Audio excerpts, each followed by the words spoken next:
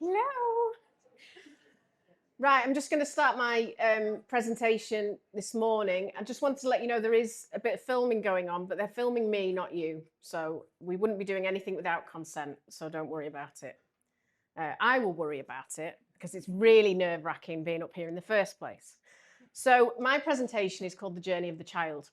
And it is actually something I do as part of my job, which I took to my job from Patch, which I'm very, very proud of because my work love it. And it's about seeing the child, validating their experiences and respecting, but it's also understanding why some of their behaviors are the way they are. What's behind the behavior? What's the child been through that's led to the situation they're in? So I will start and probably talk too fast and have 5 minutes at the end, but never mind. And I love my images, by the way. I think they're amazing. AI is great. So when we think about being adults, we've all been, everybody in this room has been through something traumatic, whether it's a car crash, losing a grandparent, or something that's physically hurt us. We can't just recover from that. We need support. We need empathy. We need care. We need love. So why are we expecting children with a permanency plan to just be okay?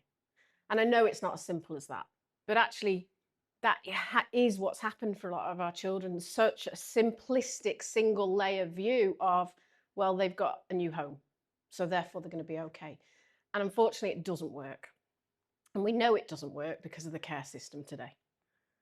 So does being in permanence erase the impact of what our children have experienced? The abuse, the traumatized, being neglected, of loss and grief and harm. It doesn't go away. We need to stop expecting it to. We need to acknowledge that actually it's so much more critical for us to see it as an injury, an internal injury.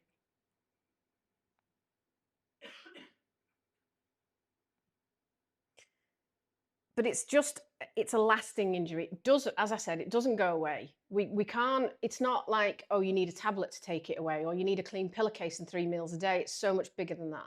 And actually, what I think we should be doing is writing down what's happened to each child, really considering it from a trauma-informed response and looking at how we can best help recovery. And I apologize if I'm saying recovery because it's not like it's A plus B equals C. But for the purposes of today, accept my word recovery and survival, because that's as where that I'm not going to go into the deep of, a child needs A, B, and C because they've experienced A, B, and C. What I'm saying is, as a system, we need that. I know that a child with fetal alcohol syndrome cannot just recover, but actually they can thrive. And they can thrive somehow by us making sure that they've got the right parameters around them, the right scaffold, the right educated professionals, the right supported carers and parents. We have to see it, we have to understand it, we have to consider it. Sorry, I didn't press my timer. Harm, trauma, removal from birth family cannot be healed with love and care alone. And if we ignore this, we are dismissing the harm. We're actually dismissing everything.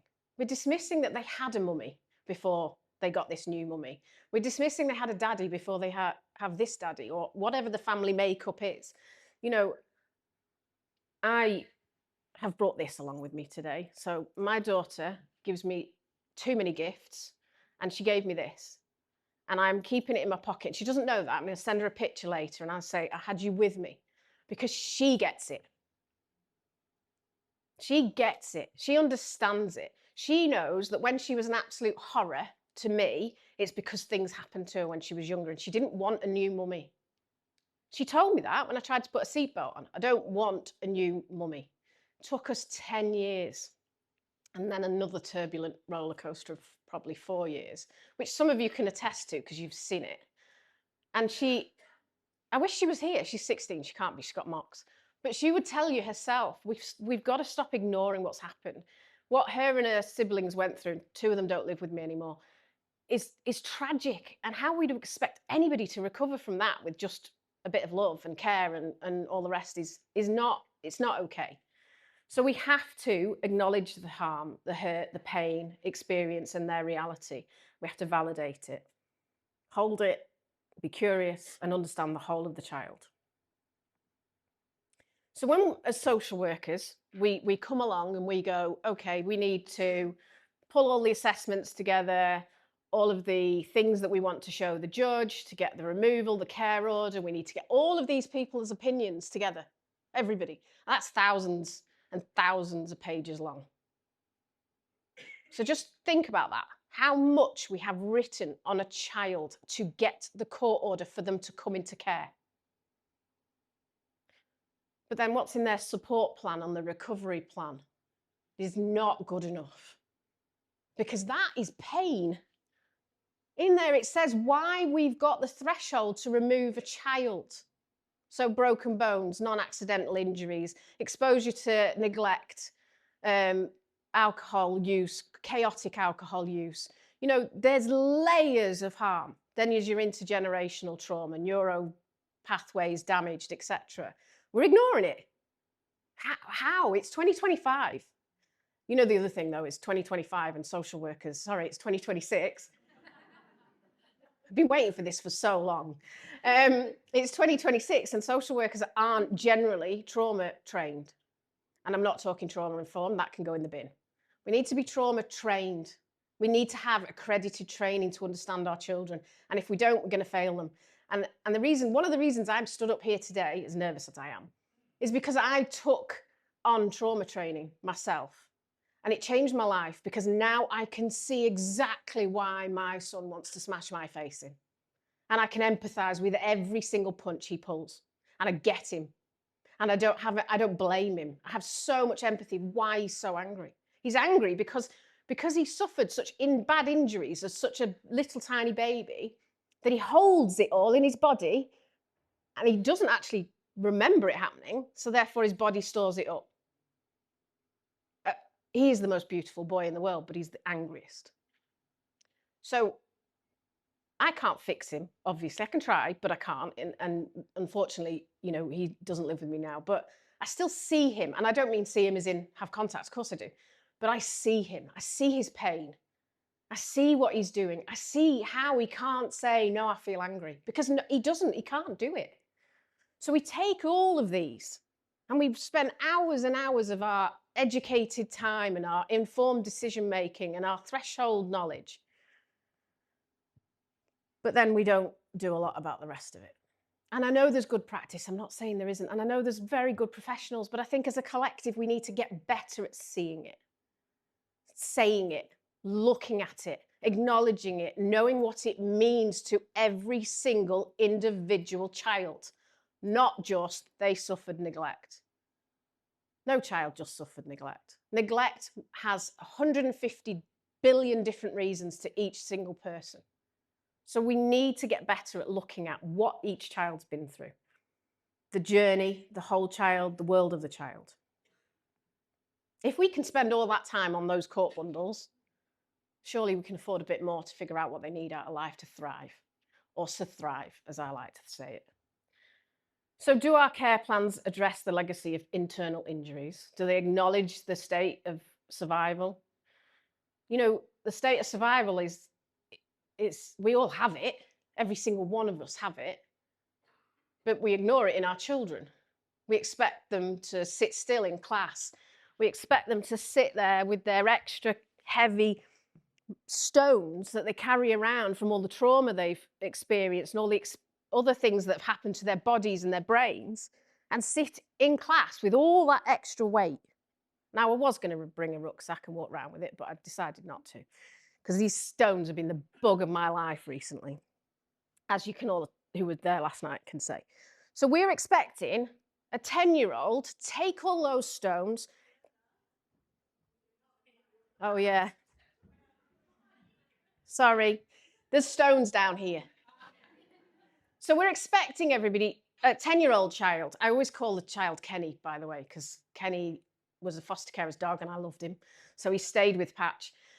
So we expect those children to take those big stones and carry them into their classroom and sit still, even though they're weighing so heavily and they're so compressing and they're, oh my God, I can't. You know, when a child's doing well at something, we say, but you could be, or but you're not sitting still, or your handwriting's not good enough. We need to really It's not about excusing, it's not about not putting boundaries in place. It's about really recognizing everything the child's been through and what it means to them individually. And it's not resilience. Can we just avoid that word completely? Because resilience is not good. We also need to help children make sense of their experiences rather than avoiding it. You know, my children, and I speak about my children not because I need you to know my children, but because it's an example. My children knew and know what happened to them. I'm adopted. I know more or less what happened to me. And I think that's really, really important. But we can't just tell them and go, oh, see you later. I'm going to make dinner now. We have to tell them what that means, why they've got such confusing feelings, why they feel angry, why they feel so much shame. We're not one of us sits in here knowing everything, but collectively we can do so much better for children in care. We need to support the healthy development and the understanding and the coping strategies that are adaptive and sustainable. Those children who are at risk of CCE, well, because you're asking them to climb a mountain in flip-flops in a snowstorm by doing therapy or by being good and by ticking boxes, because it's so much easier to go down the slope where it's dopamine and it's excitement and it's adrenaline. We've got to be more practical. We need to get kids from going up. We need to stop kids from going down there to go down there. We offer them a path in the middle. And at the moment, they're not being offered that because nobody's helping them make sense of their journey. What is predictable is preventable. That should be at every core of every plan for every child, no matter whether it's adoption, SGO, foster care, etc. We know that the child hurts. And actually, if we put these things in place, we can make it hurt less, or we can try. There's no recipe. It's no A plus B equals C, but we can make a difference. And, you know, it's not about us looking backward and saying, well, I was blamed and this isn't good enough, blah, blah, blah. It's about looking forward and looking at the children who are needing this now, who need us to step up and say, actually, we need to do it different. Because the cycle that these children end up in is not positive. I mean, there's some horrible ways of seeing it out there, like the pathway to prison. Really? Come on, we can work in a better way of seeing children and their experience. We can be trauma responsive, we can be trauma trained, we can go on neuroscience courses, we can look at everything collectively, and we can bring different things and experiences to the table. There's other adoptees in the room, such as myself, there's other adopters, there's SGO carers, there's foster carers. All of us together would be able to put down a better plan than some of the children have. Now, I know trauma isn't the only thing. So I'm putting that umbrella and I'm doing that and saying, we need to see the whole child. It's not just trauma, I know it. But for today, just go with me. A lasting emotional, psychological, physical response, it's not what happened, it's how it was experienced. So if you take Kenny and Johnny lives in a war-torn country, and Kenny lives in England, and Kenny's mum and dad unfortunately have significant alcohol use, and mental health and domestic violence is something that's frequent. And you have Johnny, who lives in the war-torn country, as just said, and he has a mum and a dad and a little sister. And Kenny's got a little brother. And Kenny has to hide under his bed every day because he's listening and hearing some really horrible, horrific things. But actually, every time he goes to bed, he's waiting for it. He knows it could happen. So therefore, that adrenaline, that absolute toxic feeling in his chest is right there. Are they going to fight tonight? Am I going to have to listen to this? Is it going to be horrible? Am I going to get hurt? Is mummy going to get a punch in the face? Johnny doesn't know if the house is going to get bombed. But actually what he does know is that mum and dad will cover him and protect him. He knows love. He knows relationship. He knows that mum and dad will do anything they can for him. Not perfectly, obviously. But that internal damage is going to be way, way bigger lasting than this over here, what Johnny's experienced. So reframe what's happening to children and just look at it from a different angle. You know, all of those older phrases where people said, oh, well, they were younger, so they didn't suffer as much. Well, actually, they didn't develop, so actually they're probably going to have really bad issues because actually their relationships were so unsafe from such an early day that they didn't learn all the pro-social modelling. I was working with a case recently, and the worker said to me, "Well, there's the child's no remorse," and I was like, "Okay, tell me about their early life." Yeah, domestic violence from really early age, child protection plan from a really early age. Why would that child have remorse? Nobody taught him to care. Nobody taught him to care about himself. Well, but he should have. No, he shouldn't have it because he's not been taught it. He's had 26 placements in the last 3 years. Nobody's had that time to teach him to feel remorse for the actions he's doing as a hurt teenage boy who is going down the slope on an electric scooter rather than trying to walk up a hill in a snowstorm in flip-flops. It's really practical if you think about it. It's really obvious for some children. Walk in their shoes and say, "Do you know what? Oh, yeah, I get that now. Oh, God, yeah, if I was them, I'd be going down the slope." We're adults. We know how to work hard. These are children, they don't. But they don't know remorse because nobody's taught them. They don't know care because nobody's taught them. And I know it's not as simple or as black and white as that, but it's still really important that we have conversations about what this child has experienced or what they haven't experienced and what should have happened and what didn't happen. So Betsy de Terry says there's 3 types of trauma, 1, 2, and 3. And obviously children within care often have 3. And that means it's so much more substantial and it's so much more damaging. And then Dr. Francine Shapiro says big T and small t. The legacy of trauma often shows up as challenging behavior, withdrawal, mistrust, dysregulation, feeling stuck. So a lot of children in care, in adoption, wherever, they have these maladapting coping strategies because they feel unhappy in themselves. And it's not possibly because, they didn't get the iPad they wanted for Christmas, or, they didn't get the activity they wanted. It's because there's something inside saying it doesn't make sense. It doesn't make sense. And they hold that because they can't cognitively deal with it. They can't cognitively make sense of it. So it sits there uncomfortably. And I'm speaking from experience as an adoptee. I'm 48, by the way, so I was a relinquished baby. It's taken me 48 years to make sense of my journey. And I wasn't abused. Loss, grief, all the rest of it, yeah. But I wasn't abused. So, there's a jigsaw of things out there, but it's also what's held in your body subconsciously, unconsciously, around what's been experienced, what's happened to you. We've got to get better at helping children have words, understanding, meaning, being able to safely ask questions. I don't read everything, by the way, because some of it's just not. And as I said earlier, 2 children may experience the very same event, yet respond in different ways. If you've got a child who's been neglected at home, but then there's a nana that comes around every 2 weeks to give them a hot dinner, they'll remember that. And actually, it might be that they smell gravy one day, and that's a happy memory for them. So we also need to consider the sort of what is in their memory foam. Their body is a memory foam, and they hold so much in their bodies. So we need to work out what makes them feel safe. And safety is the first element we should be dealing with. And sometimes we think because we've got a court order, because they've been removed, we're automatically assuming they're safe. They're safe from our point of view, because, from our adult lens, but from their core processing and their body foam and their hypervigilance survival modes, they don't feel safe. You could take a 3-year-old and put them into foster care and then put them into adoption. They could be 4. They still don't feel safe. We've got to figure that one out. How do we know?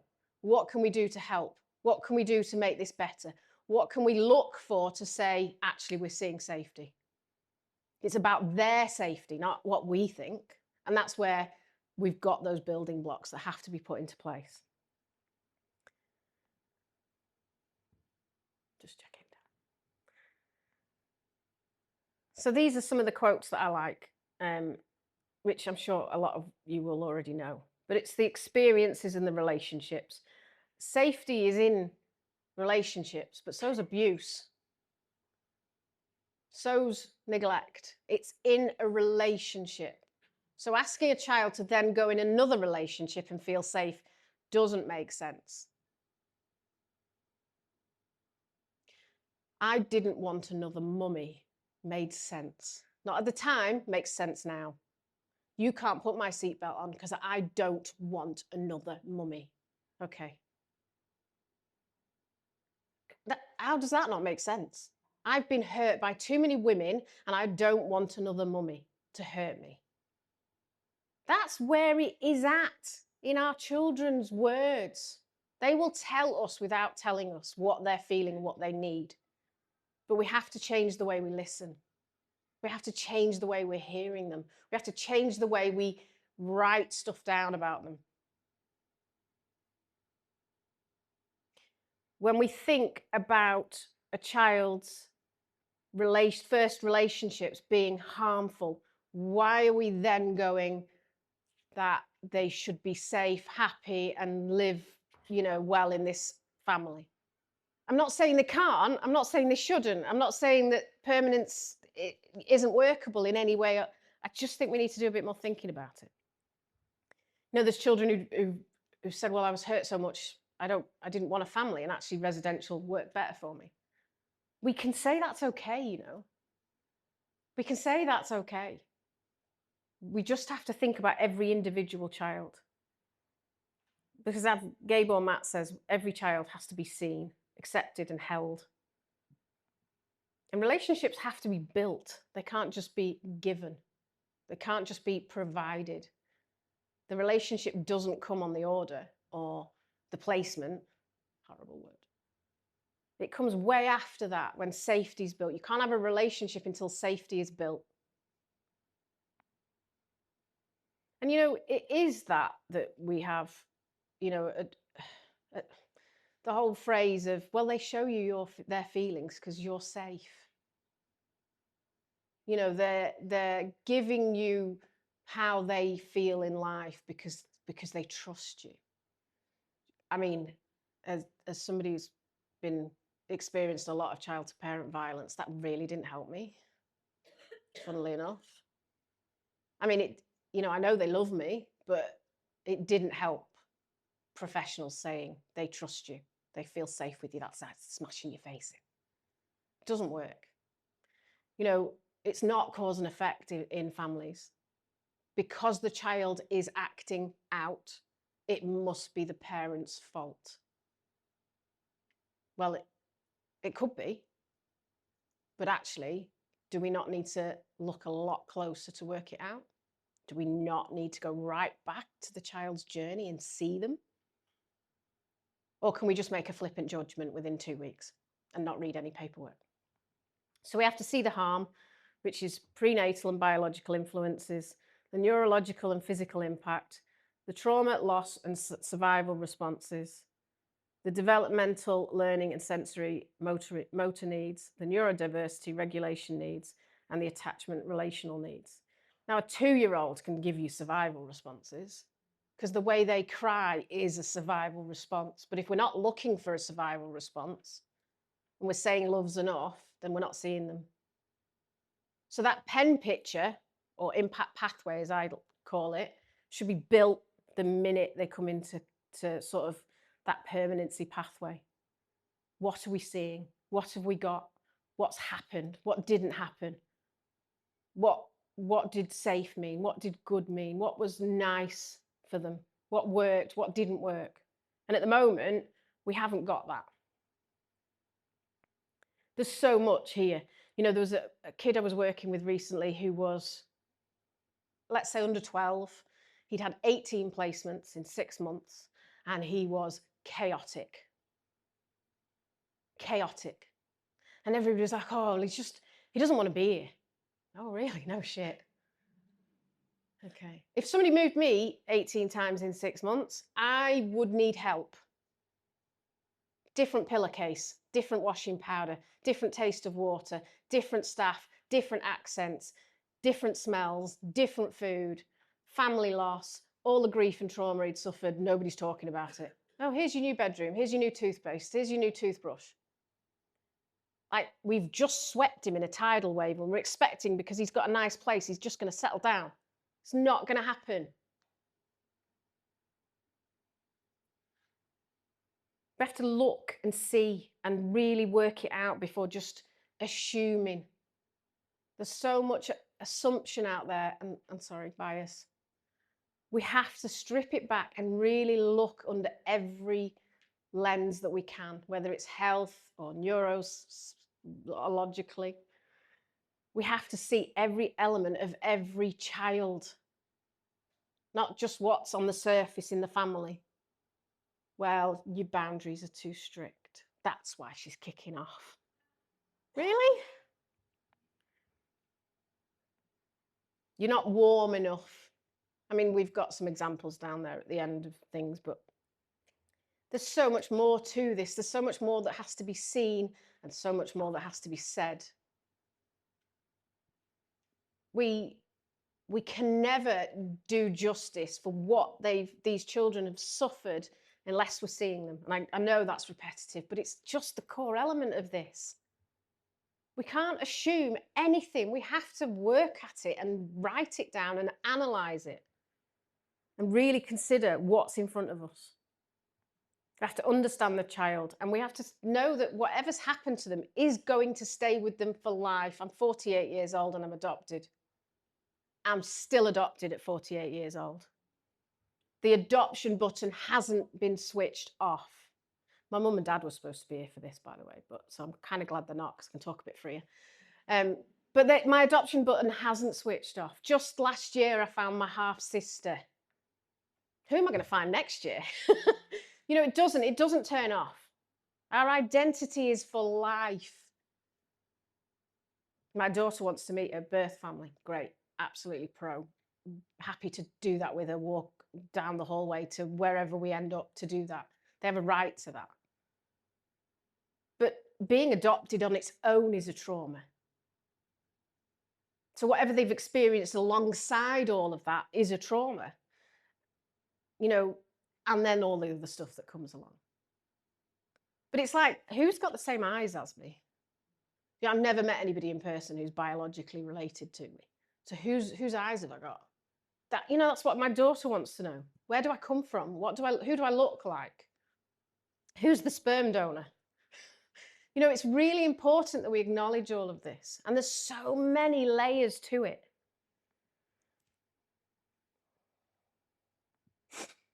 I've forgotten what time I'm supposed to talk to. This is what happens, you see. So when I see children's behaviour in the work I do, and I think, okay, they're feeling absolutely terrified. And somebody says to me, well, why are they terrified? I was like, well, but it's not because anything outside is scary. It's because something inside is scary. So stop looking outside. It's not always outside. It's inside. Something feels. Why does a child kick off before bed? Because sitting in their room at night on their own is terrifying. It really is. Holding space for themselves is terrifying. Sitting with that pain on their own in the room. They feel hopeless because they're not in control. So then they have to go to a maladaptive coping strategy because it's the first thing they think of. I'm going to run away. I'm going to go and get somebody's vape. I'm going to pick something that I can just attach to. And unfortunately, sometimes there's very negative things out there. I'm overwhelmed. I can't think. I can't make sense of my world. So I have to do something to distract myself from the pain that I'm suffering. Makes perfect sense to me. It really does. If I see every child's journey and they see the behavior, I'll be able to say, I'll get it now. Makes sense. I would be doing the same, because going up that mountain is horrific. You know yourselves, if you've ever had to work on a personal issue, how hard it is, yet we're expecting an 8-year-old to do it. Our stress responses are not just reactions, they're symptoms of trauma. Hearing a bang and you go jolt is that. When we've experienced a lot of trauma, we carry more wounds, and the symptoms can be deeper, more complex, and harder to manage for everybody, which is why we see the behaviors. because they've bottled them in all day at school, some children, not all children, and then they come home and they literally are a time bomb. And then it's 6 hours until they drop to sleep. And it's exhausting. And especially if you've got more of them and they're all doing it. Well, we don't see the behaviours Mum talks about. Well, no, because you wouldn't, because you don't live with us. So stop expecting to see everything and know everything and actually walk with us to understand it. See what we're going through. Don't just decide that we're not right. We don't know. So our trauma and our experiences are holding our body and our nervous system. So I always like to think about it as memory foam. Makes it a lot easier for me. There's memory foam in all of us. You all remember something that hurt you at some point, whether it was somebody cheated on you or somebody dumped you or you had a car crash and it stuck with you. It was the first time you ever had a car crash. But our children have hundreds of them, masses of them. And as children, they can't think what happened, but their body holds it right here. And there is physical pain sometimes, but the distraction is sometimes really the thing we have to think about. I'm kicking off before bed. I'm kicking off before school. I'm kicking off at any time because actually I'm feeling something. I don't understand it, can't make words of it, so I have to act on it. Our emotions, subconscious and unconscious, memories that we don't even know. How many adopters in here have been told something by their children that they didn't know from the stuff they've read? Because my daughter's told me things. And it's amazing how their memories, when they were so young, come out at stages and you think, oh, I didn't know that. Wow. I mean, as an adult, you think, blimey heck, that's terrifying. So their memories are there. Some are there that they can bring out and say, this happened. And other times they can't, but they're still holding on to it. The way we feel about ourselves. Oh, this is one of my bugbears. Why do we have children mental health services instead of trauma services? Because most mental health issues, or a lot, come from trauma. So why are we not looking at the world that way? And the bottom one is relationships. Relationships can be safe or unsafe. We need to work on how a child feels about relationships, not how we feel. You've got a new mummy and daddy, it's great. You've got a new dad, it's fabulous. You've got a new foster carer. I'm not saying that we can analyze it and match in a way that's more, you know, the voice of the child, because if they're 3, we can't. But we can work it out better. We can't look for resilience coping strategies because it's not going to happen. So if you look at the back of the room, there's harm and seen on a big poster board. So, and this is my little way of trying to say, look at what we need to see and look at how we need to hold it. So hurt and abuse, rupture and memory. Hurt can interrupt development from prenatal periods onwards. As we're going back, we're remembering the memory foam. We're holding everything that's in that tiny little baby's body. And we're saying, we're acknowledging it, we're seeing it, we're holding it. Then we look at the next bit of their life and we see what they've suffered. The terror, the overwhelm, the hopelessness, the aloneness, being too frightened, where their brain isn't developing, their relationships haven't been formed. They don't know whether to wait for something bad to happen or actually that, you know, they come into a life where there's no fear, so they feel safe. And then rupture, when relationships are broken because of what's happened, the adult isn't safe. You know, when I go into children's homes, the hypervigilance on children when they see a stranger. And I know it.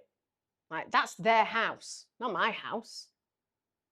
You can see them look at, are you safe? Can I be in the same room as you? Or are you going to hurt me? It's right there. You know, and try and get staff to understand that. When you come into work every single day, you're telling the children what they're getting from you. So if you're tired, you have to acknowledge you're tired somehow in the day. Because otherwise they'll be sitting there thinking, is he angry with me? Is he upset with me? Is he mad with me? And it's about that social understanding. I am regulated and I'm here for you. I've gone on about memory enough, but it's all there. So that's our harm. And I'll come to see in a minute. We cannot plan for forever without ensuring the child has been seen. So we have to see the child in their entirety, utero experience, genetics, early life adversity, and the child's start in life. We have to explore their environment, their relationships, understanding the child within their world, past and present. We have to examine and experience how their body has been shaped, their nervous system, emotions, subconscious processes, and mind and relationship. And we have to notice what the child needs now at 3, now at 6, now at 7, now at 8, now at 25, maybe, hopefully. Because all their responses in their body and in their language and in their place in their world is telling us everything we need to know. Well, maybe not everything. We have to go back. We always have to go back. So we have to ensure that harm is seen. So if you take anything other than the piece of music, hold that. Harm has to be seen. No matter what avenue or world you come from, we have to see it.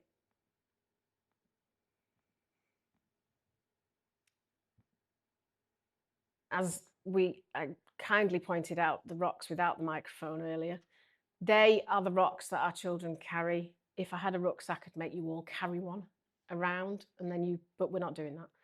It doesn't pass health and safety. But their backpack is invisible. So expecting a child to sit still, expecting a child to go into a GP's room when they don't even know and understand who this stranger is. We have to just think differently about their world. What are they seeing? What are they experiencing? What does threat look like to them? What are they reading from people's faces? Because they see fear I don't. They see things that none of us do because their life is different. They don't have a clean slate. You need to stop thinking they do because they've been put into a nice, loving home that's it. Love is not enough.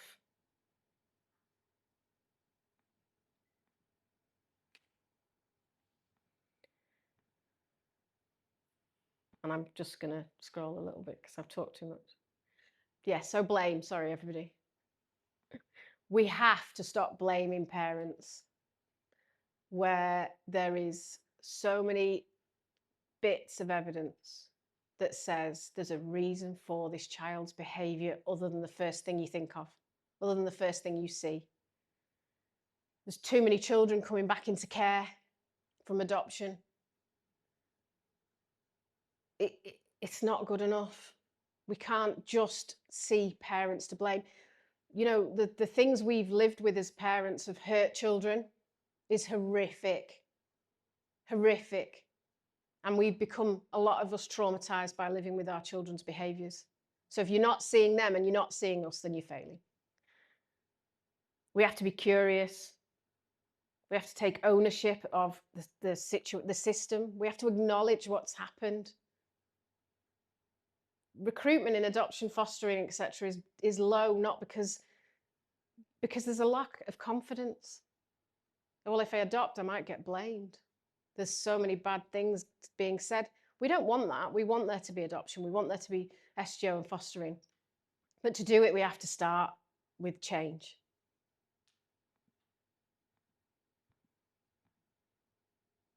How many teenagers in foster care are thriving? Not many. Doesn't mean there's not good foster carers. Of course there are. But as their plans haven't dictated what they need, we're missing it. It's like we're going from one side of the Grand Canyon to another side of the Grand Canyon without ever thinking about what they need. We have to be recovery focused, not trauma informed.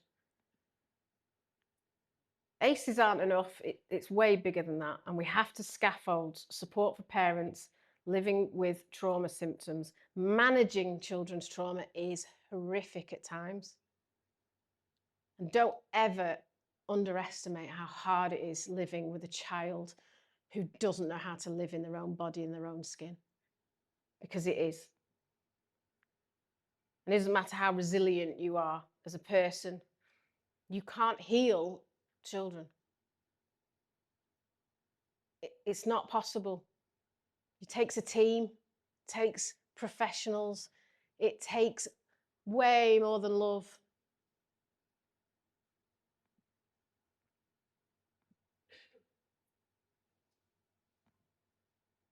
Okay, we're going to stop there because we're out of time. But that was most of it anyway. So thank you, everybody.